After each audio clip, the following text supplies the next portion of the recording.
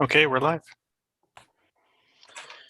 All right, welcome to General Committee. I'll call the General Committee meeting to order tonight. Due to the COVID-19 pandemic, physical distancing measures, General Committee is meeting remotely. All members of council, the executive management, and the city clerk are participating via video conference. Senior leadership team who have reports on tonight's agenda are available to answer any questions that council may have with regards to their matters.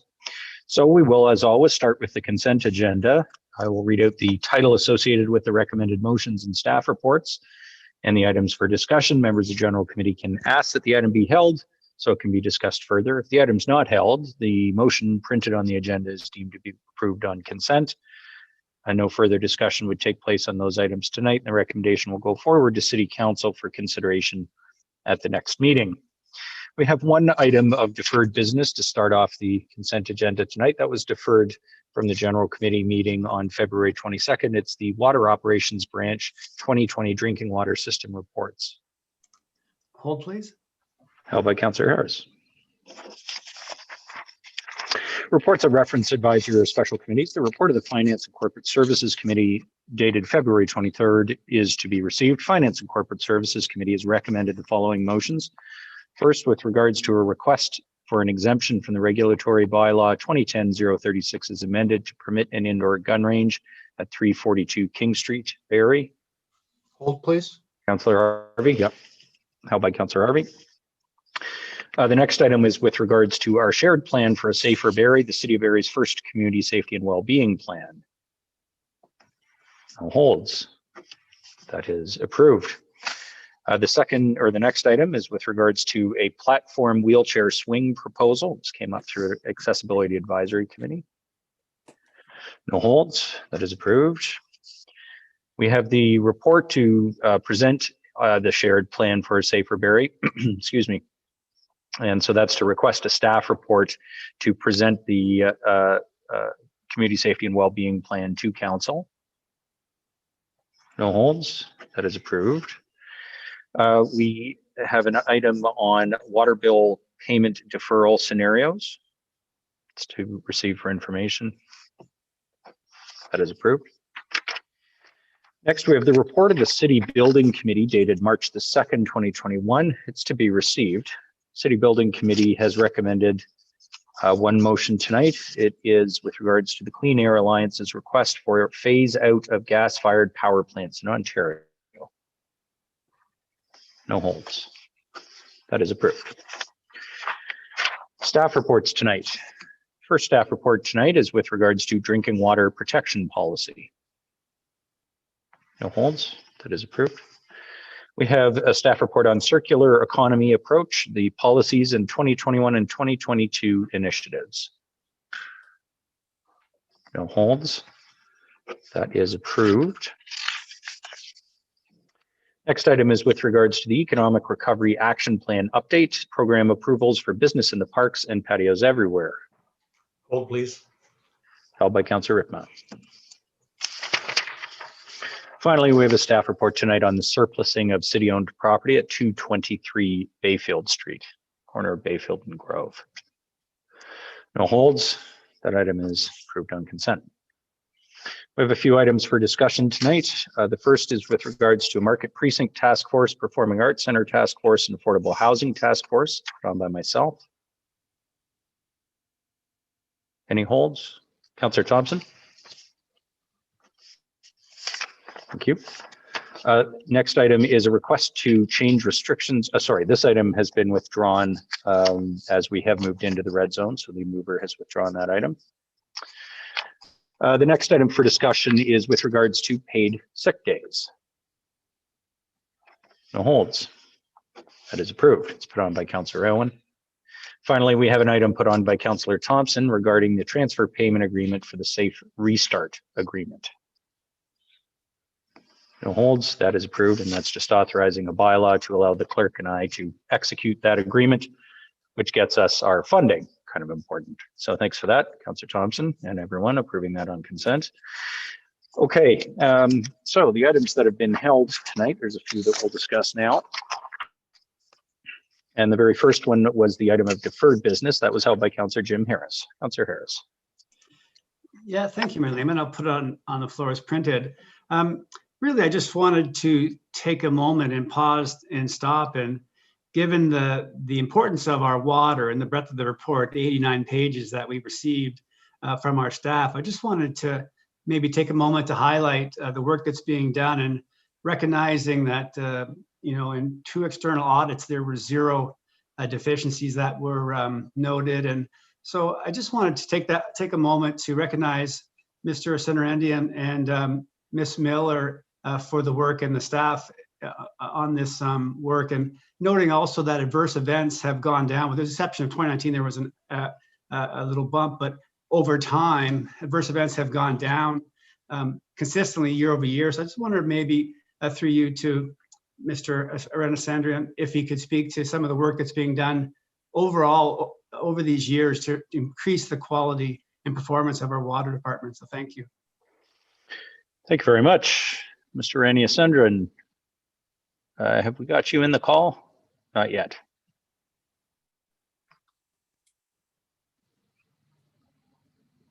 There he is.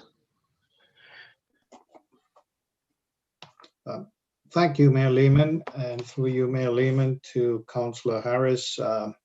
Absolutely, the water operations team had a solid performance in 2020, both financially and operationally. The team of highly motivated professionals, they strive to provide clean and safe drinking water every day to the residents of the city of Barrie. As Councillor Harris pointed out, there was only 1 incidence of non-compliance compared to 2 in 2019. The number of AWQIs, or adverse water quality incidences, were down too, in addition to the number of water main breaks, and also the overall efficiency of the surface water treatment plant was up too. This is due to the rigorous procedures and processes that our team employs, and there is a program of continuous improvement that the team is always focused on. There are quality audits, both internal and external, to confirm that we are on the right track and we continue to provide this exceptional quality of service. I recognize that there's a lot of information in these reports, and I'd be glad to take any specific information. But again, most of the credit does belong to the superb water operations team that was led by Chris Marchant in 2020, and currently it's led by Diane Moreau. And they continue to operate the facilities in accordance with all the regulations, using a high quality management standard and processes, procedures that are best in class and are in accordance with all of the regulations and the the Surface Drinking Water Act regulations, and all the licenses that are applicable to this system. And on that note, I can take any specific questions that you may have. Thank you. Councillor Harris. Yeah, thank you, Mr. Senator. I just wanted to also, many Barrie residents, maybe long-term ones like me, might not be aware that we draw water from the bay. So I wonder if you could speak a little bit about that process and how that is managed effectively, because many of us, we always had the wells was our calling card for Barrie. So I wonder if you could speak a bit to that process. Sure, through you, Mayor Lehman, to Councillor Harris. The city of Barrie's drinking water is made up of the supply from groundwater wells and also surface water from Lake Simcoe. The water from Lake Simcoe is taken in through an intake that's a few hundred meters out into the lake. This water is drawn in through what's called a low lift pump station. And this pump station supplies the surface drinking water treatment plant, which is located on Parkside Drive. The water is treated using about 3 or 4 unit processes, including the membrane treatment process, which is the most advanced type of treatment that's available for drinking water. This has been in place for about 10 years. The treated water is then stored in a reservoir and pumped into the system, where it is transmitted to the various reservoirs and pump stations within the system that supplies the local residents. And throughout this system, there are monitoring stations, and also this allows us to collect samples on a regular basis and to ensure that the drinking water that's supplied meets all the requirements with respect to chlorine residual and also the overall quality, both chemical, biological, and chlorine residual requirements that the system has to meet. Great, and thank you. Maybe just one last comment. I know I want to appreciate, thank staff for including the Safe Water Drinking Act kind of short form for councillors, a document in the document, because it helped in reminding us that we don't have to be experts, but we have to remain vigilant. We have to be informed and ask questions and get answers. So thank you for that. And we take water for granted. It's life, right? Water is life, and we take it for granted. So thank you so much for the efforts to keep Barrie with high quality water. Thank you. Thank you, Mayor Lehman. Thanks so much, Councillor Harris. Councillor Ward. Thank you, Mayor Lehman. I just had a question since we've held the report. I thought one of the interesting things about the report was that water consumption did not go up last year in 2020.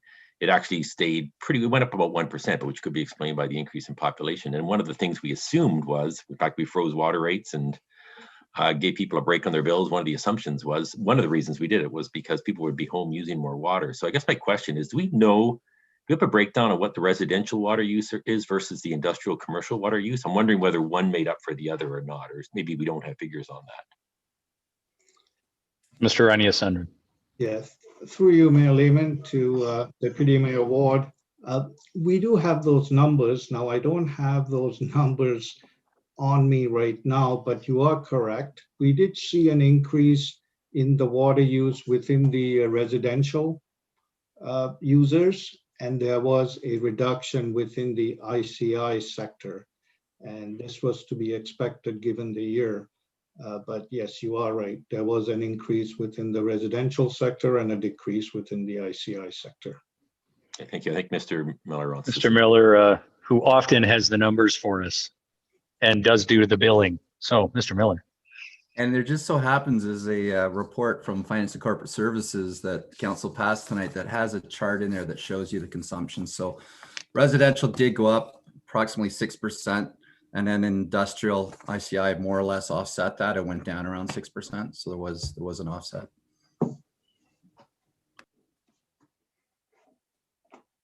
Okay, thank you. Thank you, Deputy Mayor Ward. Any other comments or questions on the drinking water report? Okay, seeing none, I will thank staff as well for their work. One of the things that I would just note by way of comment before I call the question is, there are a lot of places, especially in Southern Ontario, and certainly as we've seen across the US and elsewhere, where the system is not, it doesn't have the redundancies and doesn't have as a result, the consistency that the Barrie system does. And I think everywhere in the world, there are times when some people say they like the taste of the water, they don't like the taste of the water, and those sorts of things. But one thing over the last 10 years that's very much changed with the advent of the surface water treatment plant is that there's pressure and redundancy because we now draw our water from 2 different places. And the other reason that really matters, members of the General Committee, is Councillor Morales and Deputy Mayor Ward will remember that, and I think Councillor McCann, in the previous council, might have been the one before that, IBM chose Barrie for its data center, in part because we had redundant water supply. And so something which you don't know you need until you need it actually became an economic development advantage for us. And that was really as a result of the system design that our staff had moved on more than 10 years ago and then came to fruition. So we do have a lot to be proud about with that system. So thanks. And I will call the question. The motion's on the floor as printed. Those in favor? Councillor Harris is voting with his glass of water. I am as well. That passes. Thank you. The next item that was held is an item from Finance and Corporate Services Committee. It was held by Councillor Gary Harvey, and it is with regards to a request for an exemption from the regulatory bylaw to permit an indoor gun range at 342 King Street, Barrie. Councillor Harvey, over to you. Thank you, Your Worship. I'll put it on the floor as printed. And I would, without getting into too great a detail, as I think there's some confidentiality issues that potentially linger with this too, but in light of the new information that we received through the week since this recommendation came out of our Finance and Corporate Services, I would ask that members vote against it. Because it's quite apparent that not all the information that was being provided to us at committee was 100% accurate. This still will allow the applicant to be able to reapply down the road and in the future. However, at present time, I'm not comfortable in proceeding with this. Okay, thank you, Councillor Harvey. Sorry, so the motion is on the floor and you are requesting that a general committee vote against it. That's correct. Okay, you weren't referring it back to staff. It's okay. Yeah. So any further comments or questions before I call the vote on this matter? Okay, seeing none, I'll call the question. Those in favor of the item? Opposed? Okay, it is defeated.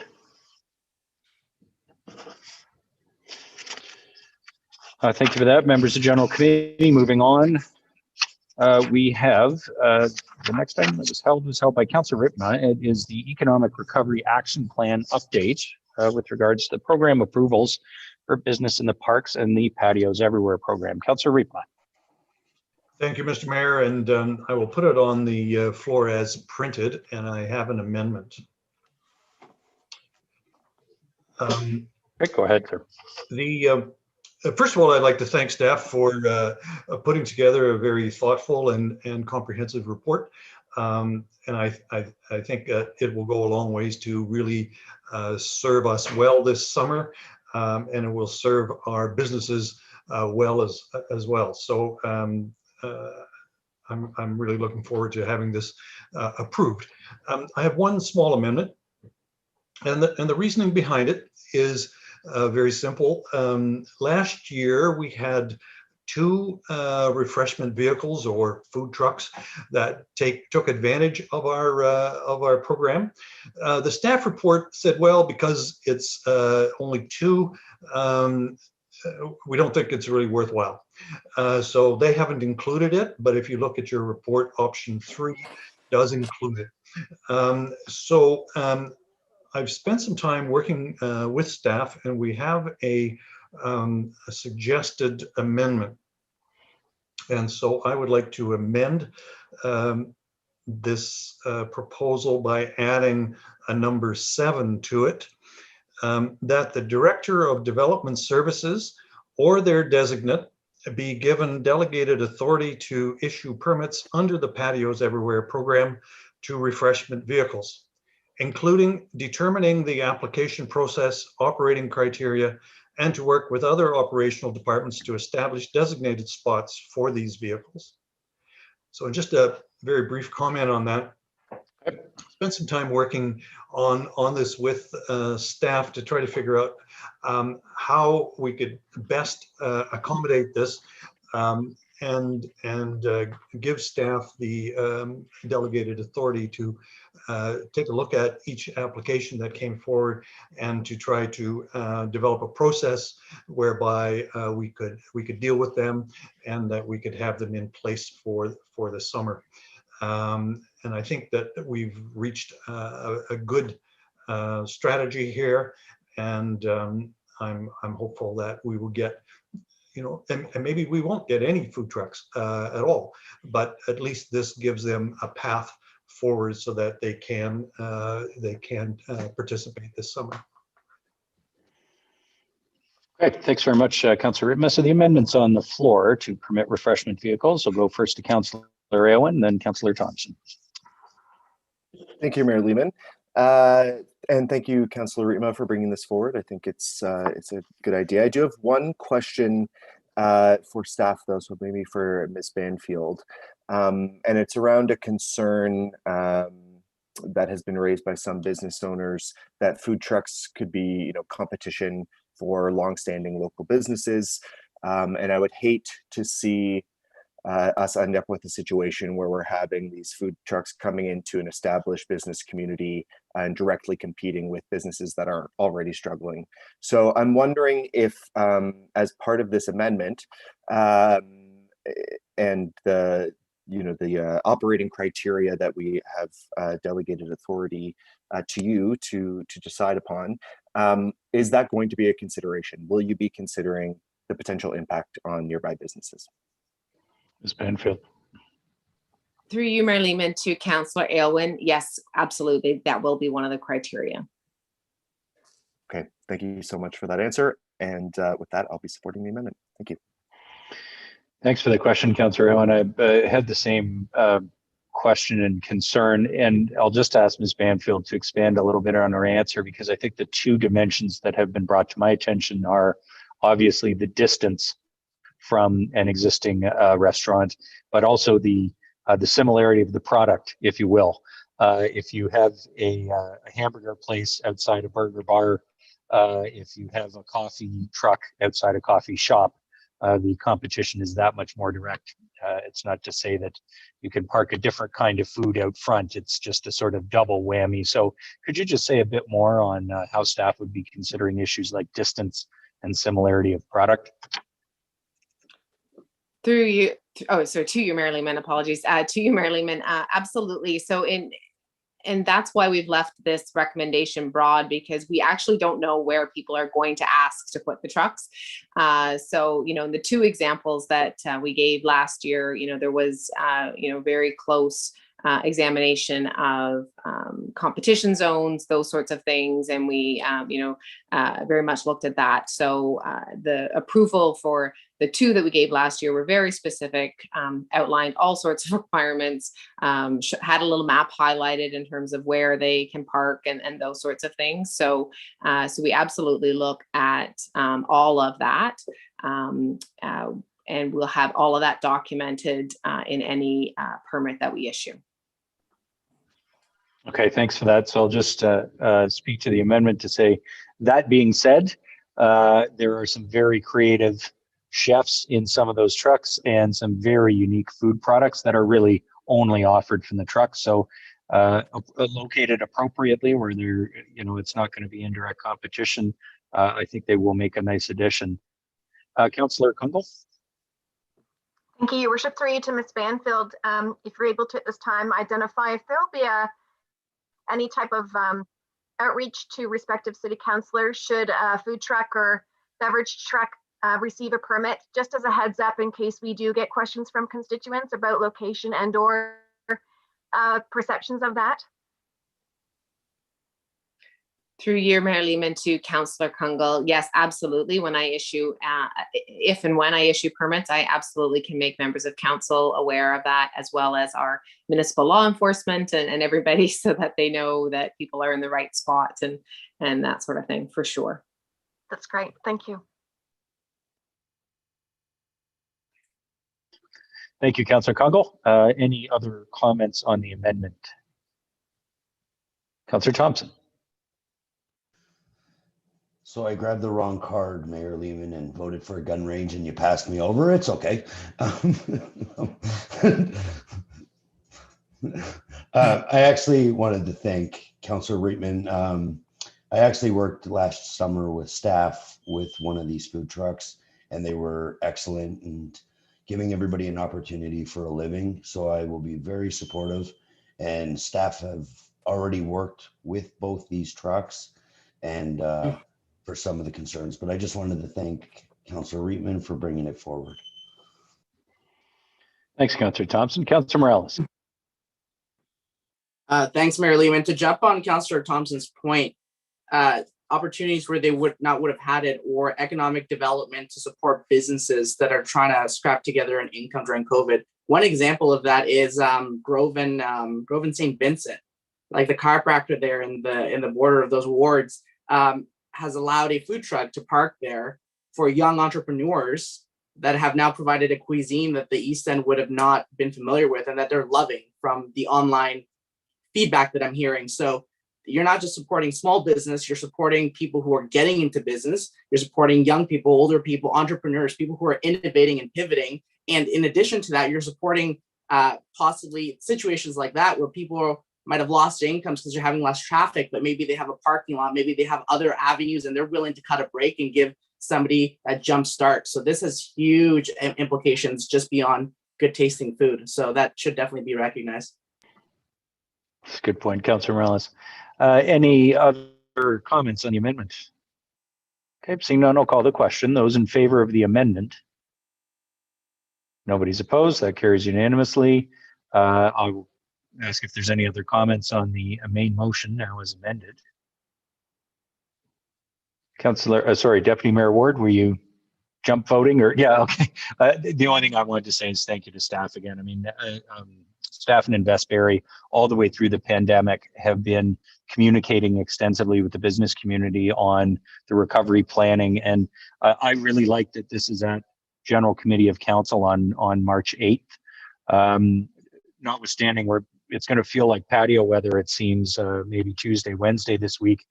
Normally, we wouldn't be talking about this at all, except for COVID and not just the opportunity to create additional capacity for the entire restaurant sector that's able to take advantage of this by literally expanding their facility, but also to allow people to dine safely as we move through the pandemic and to get such an early start on it. I won't give a shout out to any particular business, but I did notice that there was a patio open on February 27th.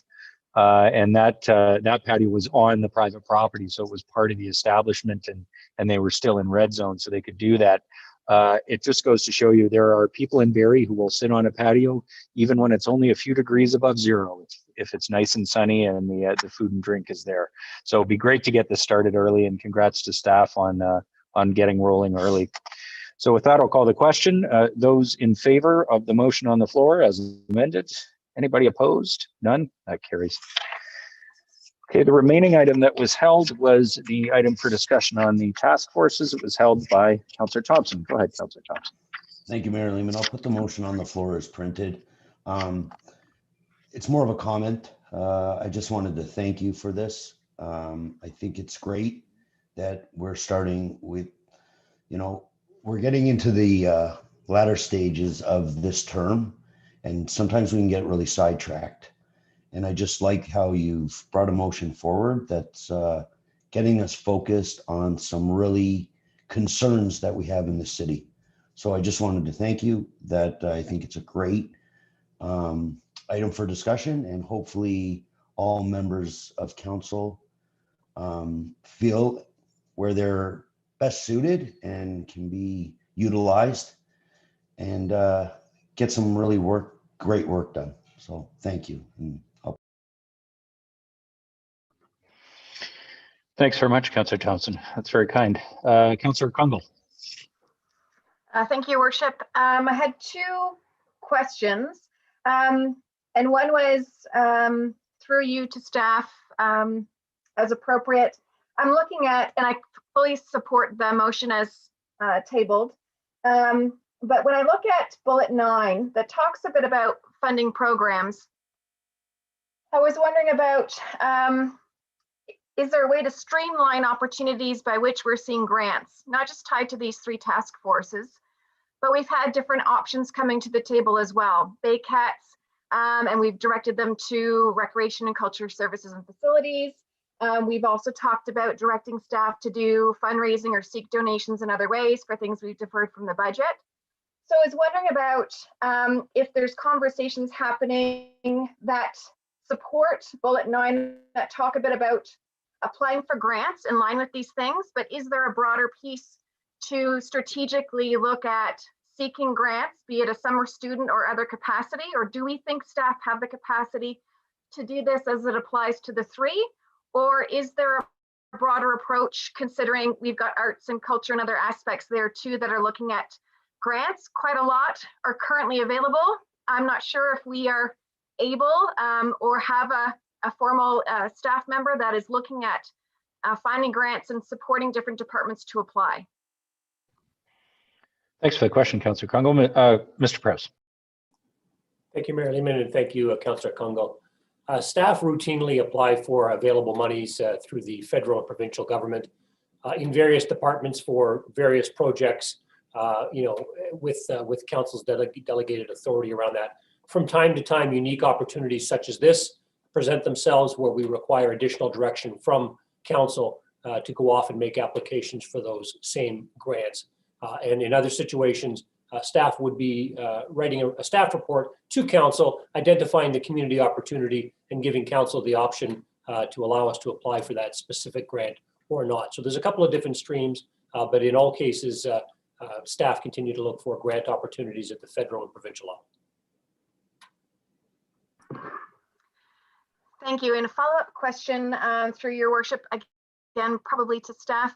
So as we frame and what I think is an appropriate, very strategic and proactive approach to these 3 task groups, the questions start to get raised about, well, what about everything else that's in our strategy? And I'm wondering if yourself, your worship, or through staff can share how we can come back to talk a bit about what is happening around major priorities still like that of climate action and around our declaration of a climate emergency. And I think that's probably the most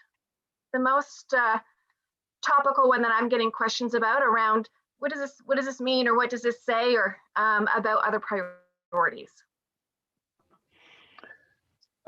Thanks, Councillor Congo. I guess I'll give you my view, and then I may ask Ms. James Reed to chime in, because the monitoring of council's priorities and the reporting, as you know, there's a brand new dashboard on that. But each of those priorities, which now number something like 25 at the individual bullet level, are obviously pursued in different ways.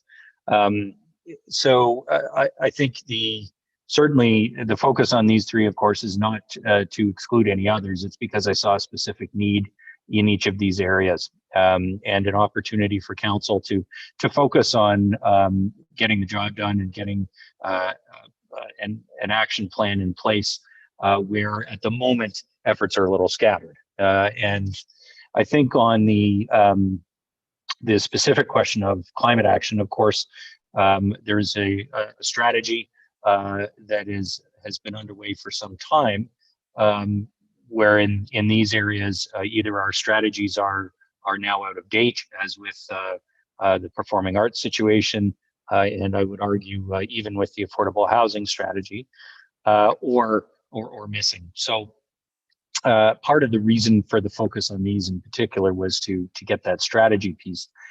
But I think as regards the pursuit of each of council's other priorities, and there are so many, maybe I'll just ask Ms. James Reed how staff are monitoring our progress on those and how that's being reported to council. Thank you, Mayor Lehman, and through you to Councillor Kunkel. Our dashboard is live on barrie.ca/council, and you'll see there the KPIs that council endorsed in 2019 and again in 2020. And there's information for each of the priorities. The other thing to note that there are often individual reports that come to council, as you know, that are directly related to council priorities. And I'm sure, Councillor Kunkel, you've noticed there's a section in the staff report that specifically identifies what council priority this is related to. So you'll see most of the more detailed things will come individually to council through that mechanism. So I'd invite you to go look there, and if there's any other questions, I'm happy to address them. Thank you. And just a follow-up, if I may, and I'll leave it as a comment. I think that's helpful and good for the public watching tonight to make sure that they have the framing that this isn't leaving behind and where they can find information on the work that you are doing around the dashboard. I guess I would say that when I read this, it talked a bit about that time frame and coming back to do a bit of a report back. And I'm wondering if at that time it might be helpful for the public to point to where other aspects of our strategy sit and how we've made progress on that too, and if there's a potential and how that is framed. While the purpose may be around what we're driving forward with these 3 task groups, making sure it's a communication opportunity too to show what we've done over this coming year. Sure, maybe I'll just ask Ms. James Reed to outline how frequently the dashboard's updated and whether or not there's going to be a specific opportunity for council to review and comment on that progress alongside these or any other initiatives. Thank you, Mayor Lehman. The dashboard, the metrics that we're looking at that council approved are only measured on a yearly basis. So we aren't intending to be coming like quarterly, but I would draw your attention as well to the quarterly reports that are produced by the finance department. And you will note in there in the appendices, there's often detailed information that is aligned with council priorities. So I would offer that as potential kind of next step. That's great. Thank you. No more questions. Thanks, Councillor Congo. Councillor Aylwin. Thank you, Mayor Lehman. And I did just want to note for anyone watching, and I know Councillor Congo is aware as a member of the Active Transportation and Sustainability Committee, that the greenhouse gas reduction plan, that was the other part of that climate emergency declaration, creating that climate mitigation plan. That work is underway, and the stakeholder advisory group has been meeting on a regular basis to come up with that plan, and we're expecting it by the fall of 2021. And that is based on the targets that we have to meet under the Paris Accord. And there are some pretty ambitious things that will be recommended, so stay tuned for that. Thanks. Thanks for that, Councillor Owen. Any other comments? The items on the floor is printed. Okay, I will call the question. Those in favor of the motion as printed. Are any opposed? Sorry, Councillor McCann, that was a yes? All right, that makes it unanimous. Thanks for that, members of General Committee, and for your support of this. I'm looking forward to us getting to work together on these things. Okay, that completes the items that were held on tonight's agenda, and it means we can move to inquiries. Deputy Mayor Ward, do you have any inquiries of staff? I do have one. At our county council committee meeting tomorrow, one of the items on the agenda is the biannual, every second year homeless enumeration. Are we? Do we know if somebody on staff know if we're getting a copy of that? If not, I'd like to forward it so we can distribute it to all of council. So I guess the question is of staff. Do you know if we're getting a copy of that? Ms. Cook, I note what's on the, or Ms. Miller, what's on the public agenda is the county staff report in the 2-page infographic, which, while really interesting, doesn't break down the by municipality numbers. So I really agree with Deputy Mayor Ward. It would be great to get the full report circulated to Barrie Council. Ms. Miller, if we got that. Through you, to you, Mayor Lehman, to Deputy Mayor Ward, we certainly will be following up with our friends at the county and the planning department there to get that additional information. Okay, thank you. Thanks, Deputy Mayor Ward. Any other inquiries of staff? Yes, a number of them. Councillor Thompson, I saw you first. Thank you. Through you, Mayor Lehman. This is to Mr. Miller.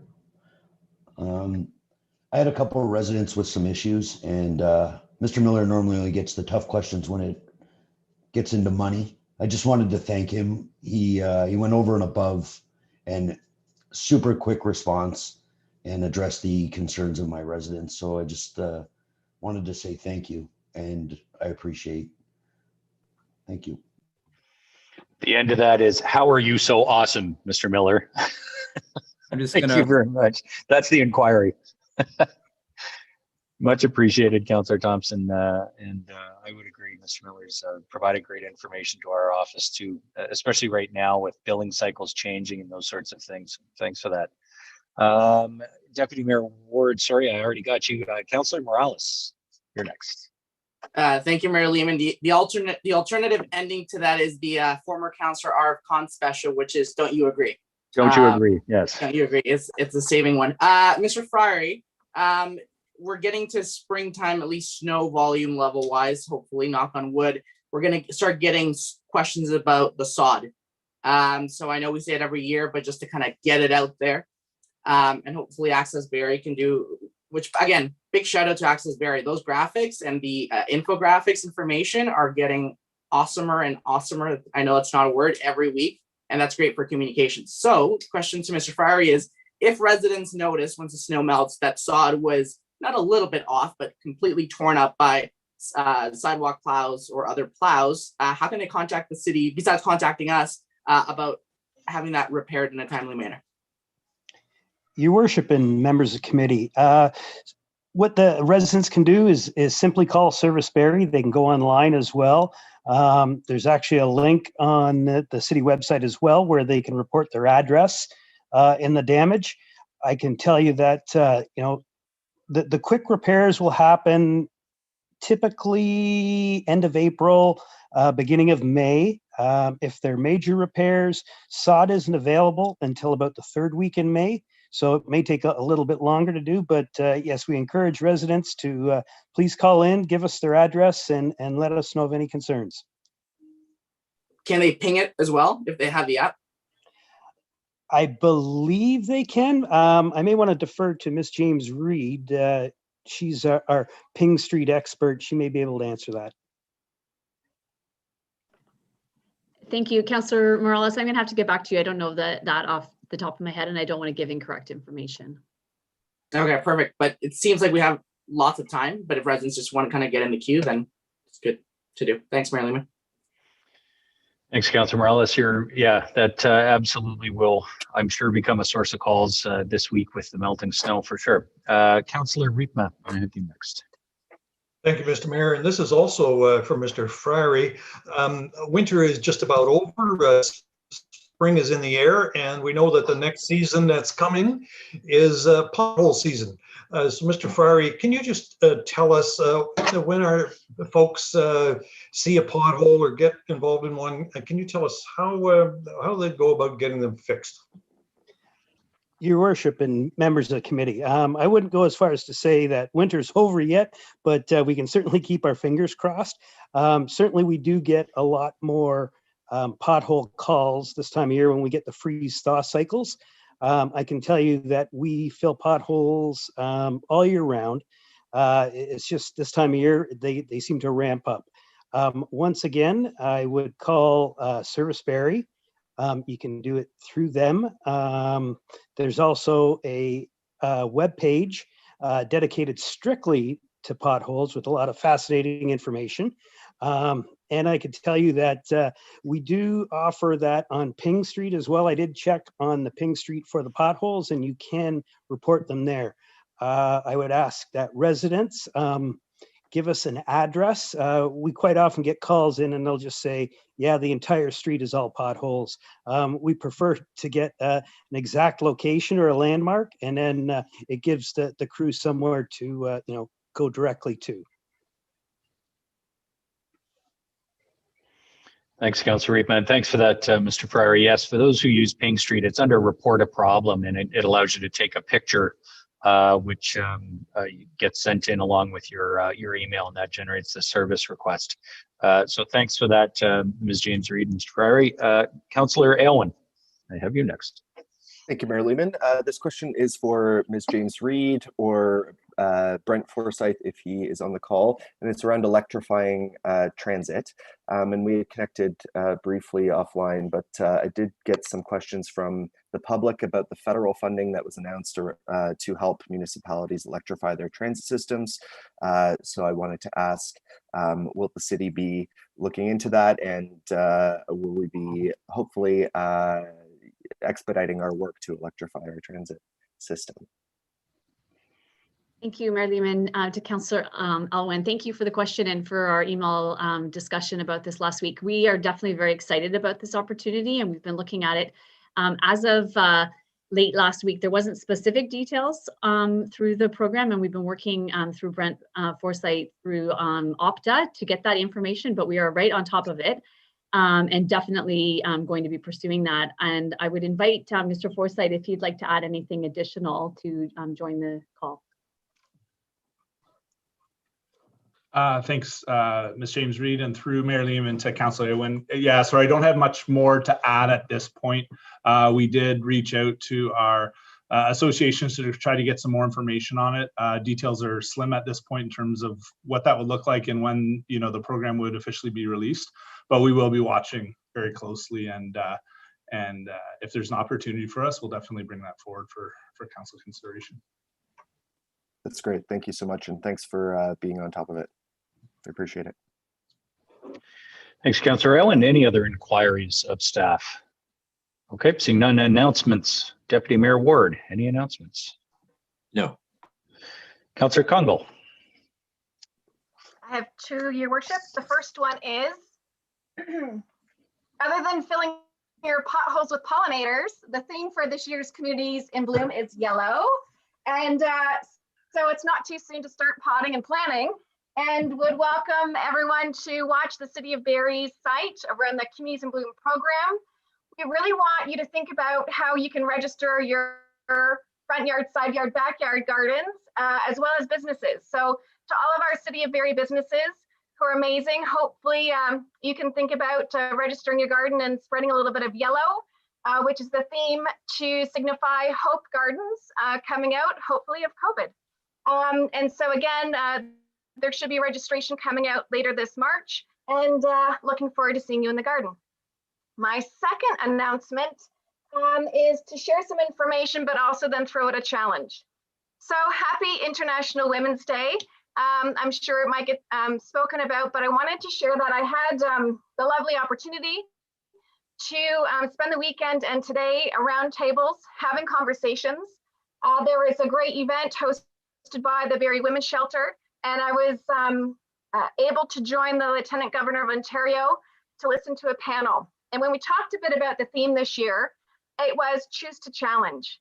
And they shared about the reflection being there's three ways you can choose to challenge. You can choose to challenge self and enter into good dialogue and meaningful conversations that might be uncomfortable. And you can choose to challenge others in that. You can choose to challenge self, and you can reach back and choose to challenge others and provide access to mentorship and coaching and bringing women along with you. So my invitation is a choose to challenge all of you to reach out to a woman that you think would represent the city well, be it at council, be it at committees, but to get involved in municipal service and engagement in some way. Please ask her, tell her why you're asking her, and ask her again. It's not too soon to start the conversation for the 2022 municipal election.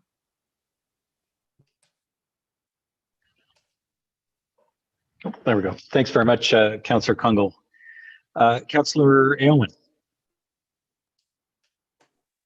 Thank you, Mayor Lehman. I do have an announcement, and thanks, Councillor Congal, for those announcements, and thanks for that challenge. And I mean, my houseplants are yellow, but it's because I've been neglecting them, so I don't think that counts, so we'll see. So I have one announcement, and it's the Ward 1 and 2 virtual town hall that's coming up Wednesday, March 31st at 7 p.m. We're trying a different format. It's going to be a tell-all interview with Oprah Winfrey, and it's going to be really exciting. No, just kidding. It's a virtual town hall with Councillor Rietma, Mayor Lehman, and myself. and that will be happening Wednesday, March 31st at 7 p.m. And so this is an opportunity for residents to raise concerns, ask questions, and it's always a fun time. So I have the link to register for the Zoom meeting on my website at keenan.ca. So people can head there to register for the town hall for wards 1 and 2 with Mayor Lehman, Councillor Riepma, and myself, Wednesday, March 31st at 7 p.m. Thanks.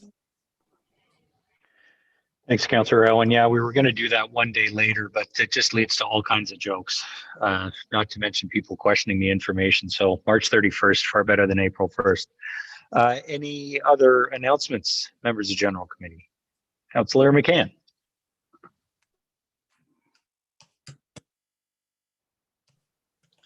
Oh, thank you, Mayor Lehman. Thank you, Mayor Lehman. I have 2 announcements. My first announcement is the I Love Barrie competition. You know, we're in our 5th year.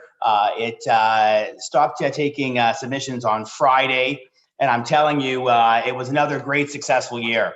We got some great installments of elementary school kids, pictures, essays, and photography. The finalists will be picked this week, and then I believe the week of March 15th, announcement of the winners, media releases. The winners will share their work on Barrie Council meeting and on 107.5 Cool FM, Rock 95 morning shows, virtually in late March and April. I just wanted to be a big shout out to Rebecca James Reed and her team. Once again, just doing a stellar year. And, you know, just, I'm telling you, when we didn't have the virtual meetings and we had the meetings in person, just seeing the families' faces and seeing the kids' faces just really encouraged me to do it year after year. So I appreciate that. My second announcement would be I went to my very first rally on Saturday. It was small business support, and it was a great turnout. It had 200 or 300 people show up, and you know, talking about women that should maybe be in council. There was one lady that organized the rally with the name of Lauren Hardy, and I think she lives up in the northeast end, and she'd be a great addition to the city council. And she just did a stellar rally, bringing together the community. The drive was really to talk to federal or for provincial government to switch from gray to red. And that happened on Friday, as we know, or the decision happened on Friday, as we know, and today was the first day it went into red. And I do believe that that the great efforts of this team actually managed to help with that. And, you know, I know Mayor Lehman had his letter, which I obviously helped support. I've been in talks with Doug Downey every day, and I'm really trying to encourage Doug Downey to convince, you know, Rob Ford, our premier, to really look at, you know, changing the framework. And restaurants that are 1,000 square feet should not be considered the same as restaurants that are 10,000 square feet. So I just wanted to encourage Doug Downey. He did a great thing for the city of Barrie. I just wanted this opportunity to say thank you for all of his efforts. They didn't go unseen. So thank you.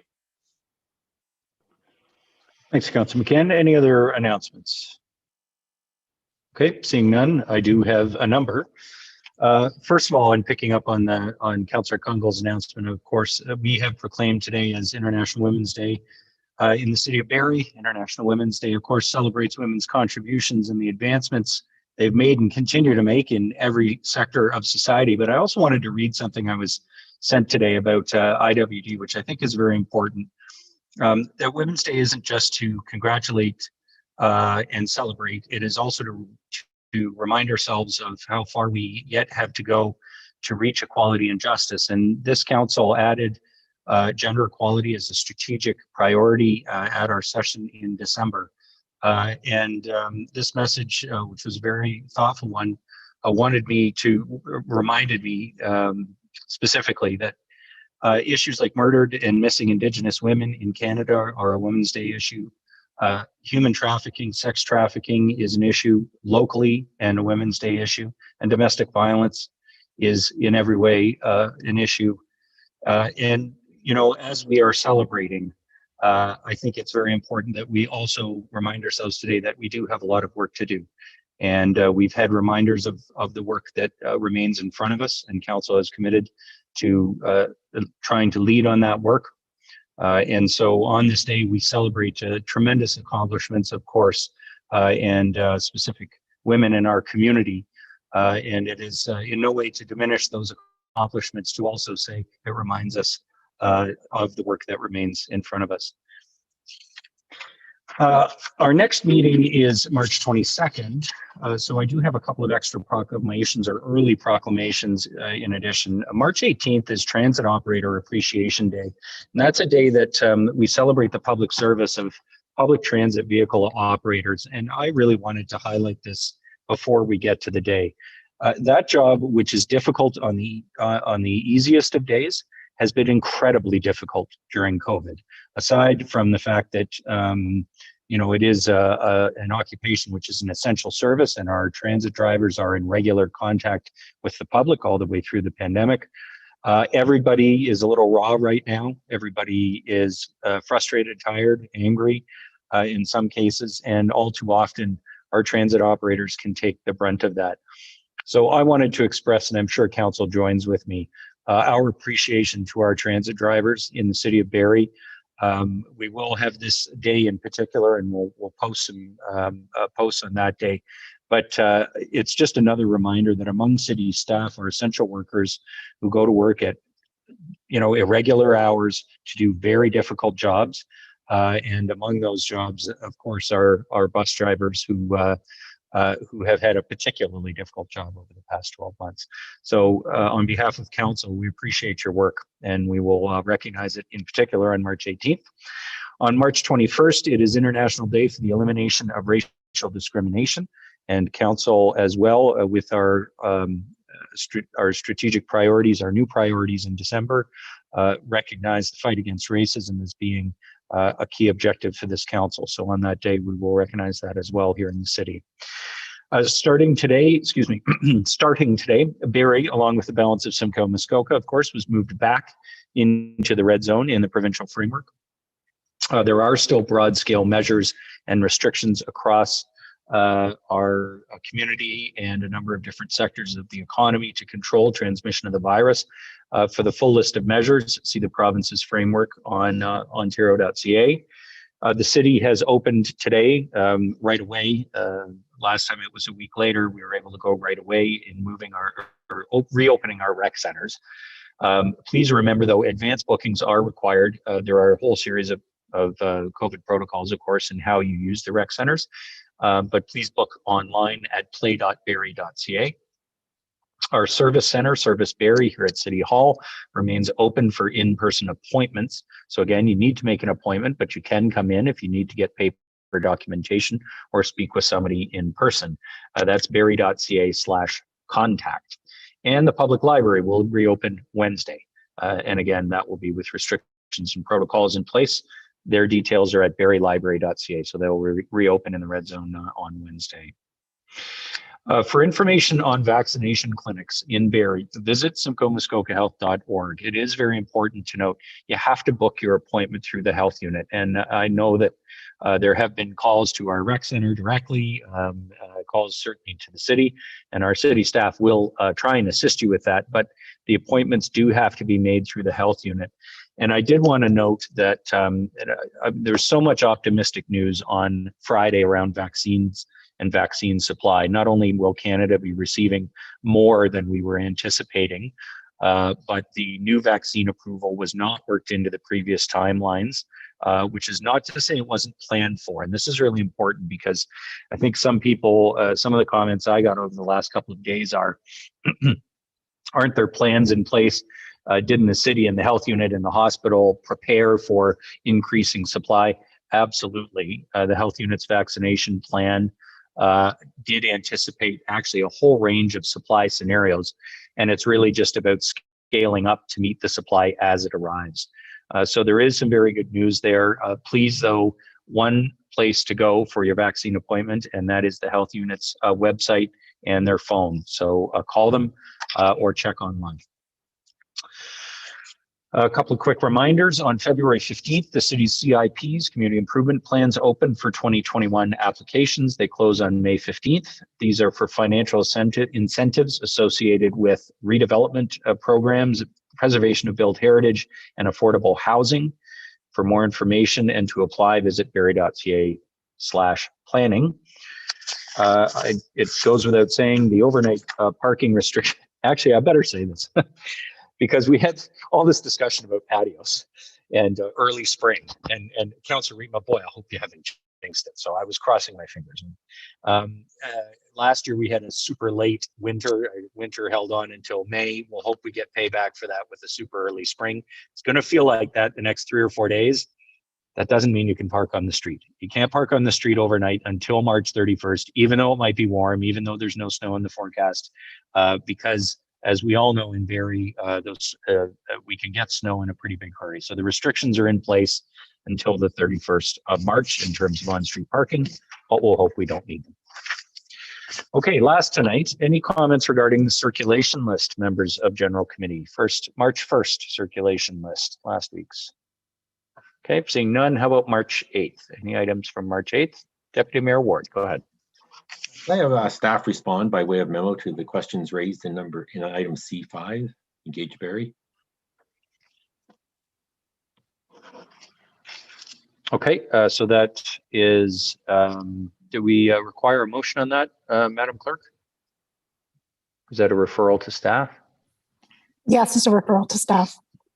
It would be a referral to staff to prepare a memo in response. Okay, so do we need a motion to refer the item? Yes, please. Okay. Any discussion of the referral motion? Sorry, it's a referral motion. There is no discussion on that. My apologies. Okay, I will simply call the question. Are those in favor of referring C5 to staff? Any opposed? None. That carries. Okay, any other items? Nothing else from the circulation list. Okay, that completes General Committee's meeting agenda. Our next City Council meeting will be March 22nd.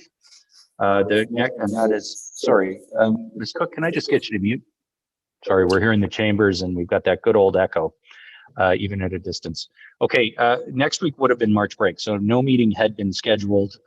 March break has been moved, unfortunately, but there will be a council meeting on April 12th. So we will not be meeting next week. Our next City Council meeting is March 22nd. This completes General Committee's meeting agenda. I will ask members of Council just to stay online here for a minute, but this concludes our public meeting tonight. General Committee is adjourned.